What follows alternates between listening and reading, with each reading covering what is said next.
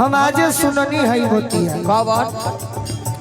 भौजी झगड़ा को के होली में हो सब बैंड से डालवा बतिया रंगवा बॉयफ्रेंड से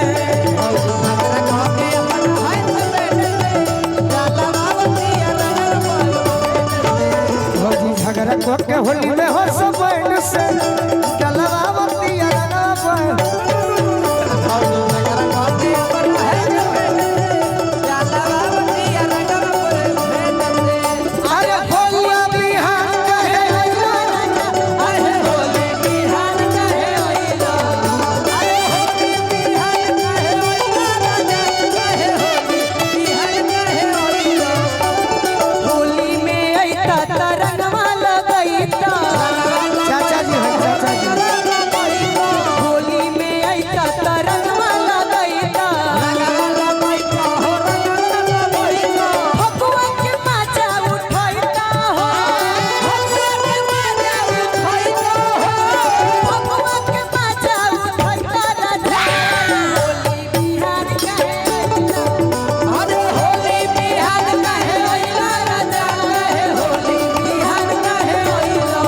बाज के अजीत भैया का कहल जाला है जोनी बाज बाजती है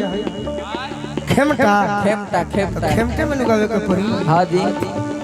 असो फगुआ में तो तोर तोर तोर असो फगुआ में तो ललका से गाल रंग पियर से थोर असो फगुआ में तो का बोलो रंग ललका से गाल रंग पियर से थोर फगुआ में तो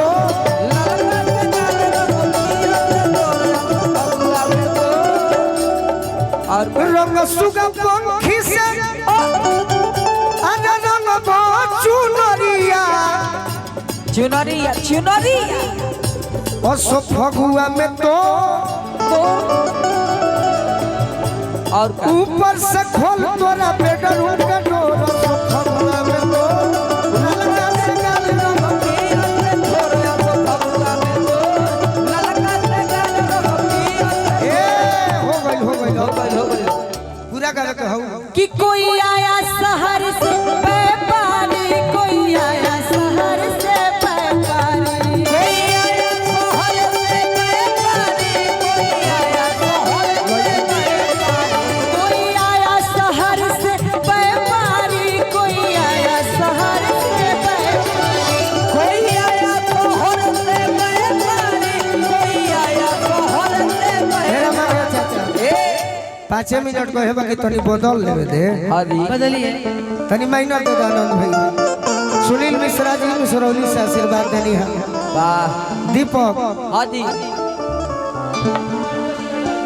जुगेश बेदर्जी जी जरूर कलाकार